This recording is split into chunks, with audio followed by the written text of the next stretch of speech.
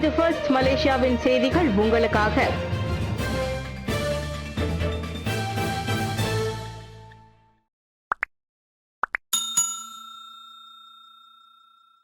Garrick விபத்து விசாரணை தொடரும் வரை ஓட்டுநர் அமைதி காக்க வேண்டும்.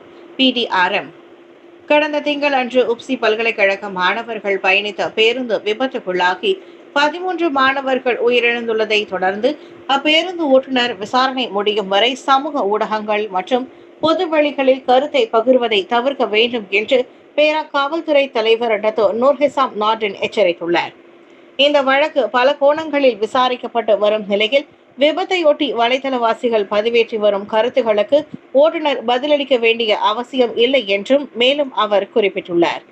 அதேவேளை சமூக ஊடக பயனர்கள் விசாரணை முடிவினை ஊகித்து கருத்துக்கள் பகிர்வதை தவிர்க்க வேண்டும் என்றும் காவல்துறை அதிகாரிகள் அவர்களை வேலையை முழுமையாக செய்ய அனுமதிக்க வேண்டும் என்றும் அவர் அறிவுறுத்தியுள்ளார்.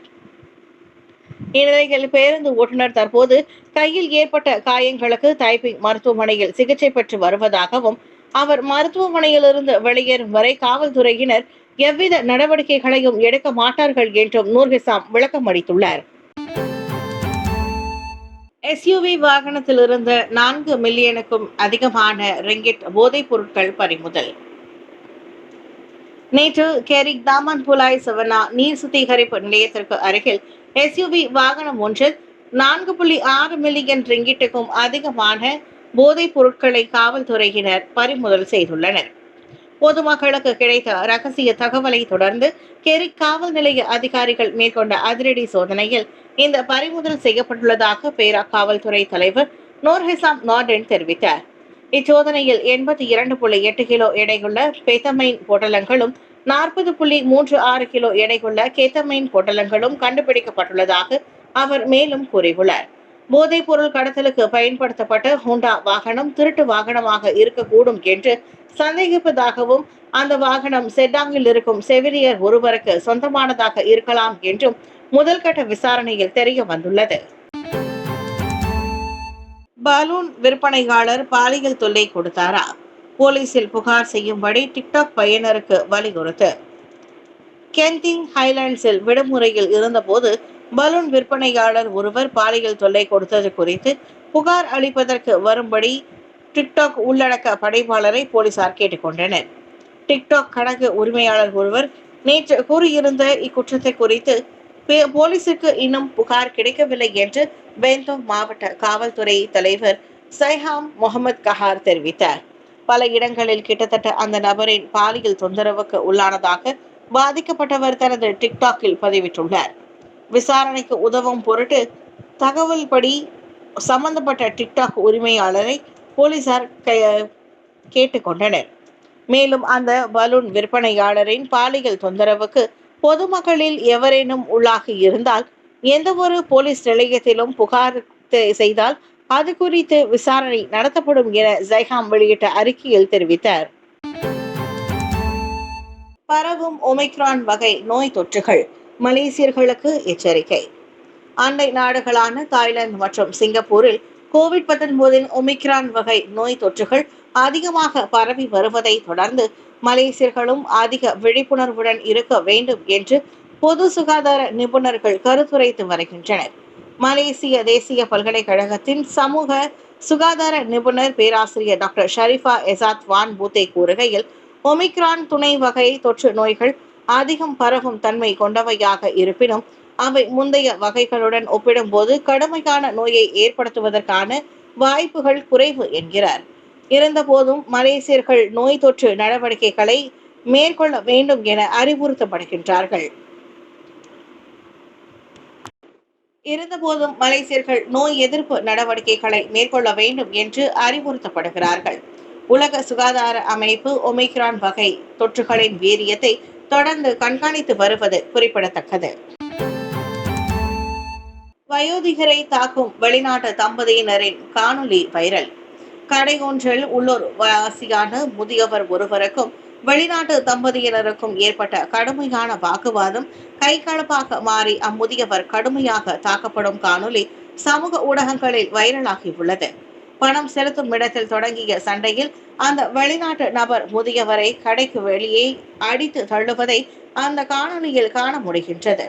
இந்நிலையில் சம்பவ இடத்திலிருந்து பாதுகாவலர் ஒருவர் கழகத்தை நிறுத்தாமல் வேடிக்கை பார்ப்பது மட்டுமே கொண்டிருந்த நிலையில் வலைதளவாசிகளிடையே பெரும் அதிருப்தியை ஏற்படுத்தியுள்ளது.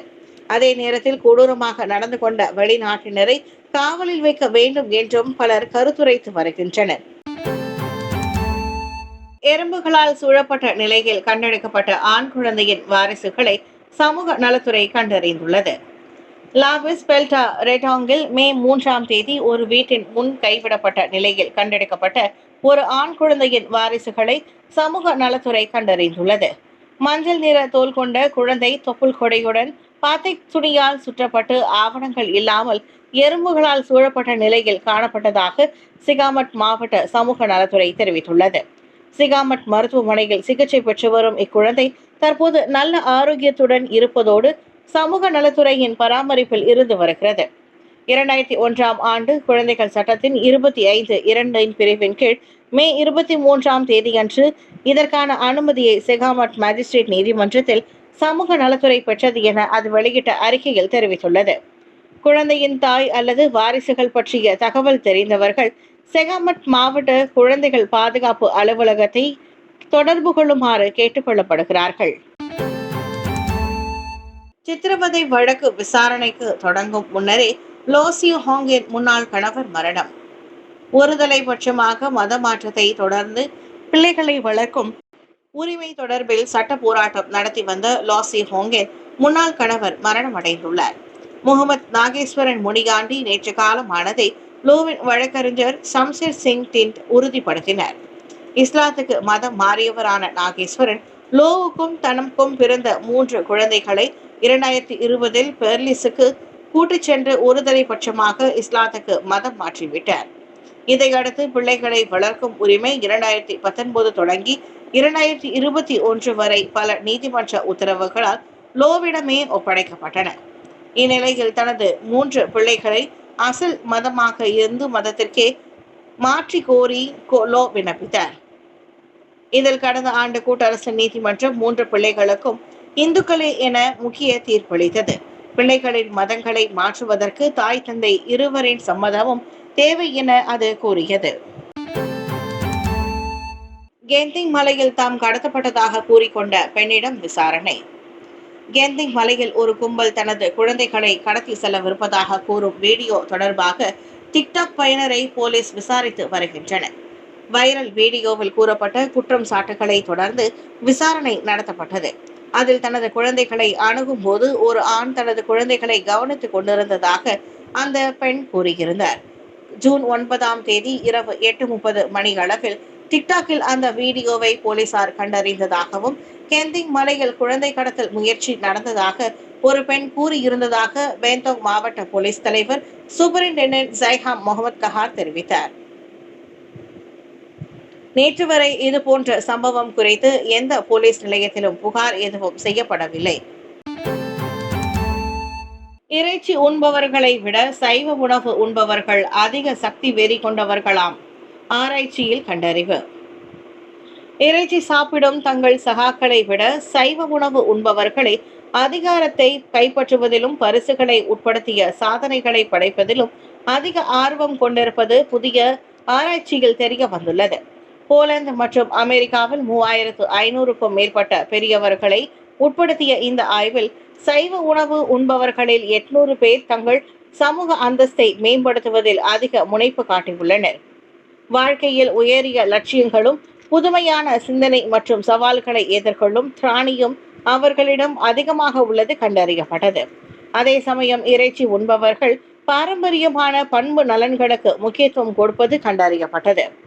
நடைமுறை விதிமுறைகளை மதித்தல், மற்றவர்களை வருத்தப்பட செய்யாமல் இருப்பது, சமூக ரீதியாக ஏற்கொள்ளப்பட்ட மரபுகளுக்கு இணங்கி செல்வது போன்றவற்றை அவர்கள் விடாமல் கடைபிடிக்கின்றனர்.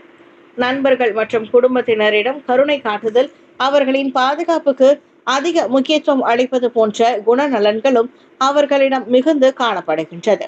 இந்த ஆராய்ச்சிக்கு தலைமை தாங்கிய SWPS பல்கலைக்கழகத்தின் பேராசிரியர் கூறுகையில், சைவ உணவின் பின்னணியில் ஆரோக்கியம், சுற்றுச்சூழல் மற்றும் விலங்கு நலன் ஆகிய 3 முக்கிய காரணிகள் உள்ளன. ஜூலை 31ஆம் தேதியோடு முடிவுக்கு வரும் ஜெட்ஸ்டார் ஏசியா சேவை. ஆஸ்திரேலியாவின் காண்டாஸ் நிறுவனத்துக்கு சொந்தமான ஜெட்ஸ்டார் ஏசியா மலிவு கட்டண விமானத்தின் சேவை ஜூலை 31ஆம் தேதியுடன் முடிவுக்கு வருகிறது. அதிகரித்து வரும் விநியோக செலவுகள், உயரும் விமான நிலைய கட்டணங்கள், மலிவு கட்டண விமானங்களுக்கு இடையிலான கூடுதல் போட்டிகள் ஆகியவற்றால் அது பாதிக்கப்பட்டிருப்பதே அதற்கு காரணம்.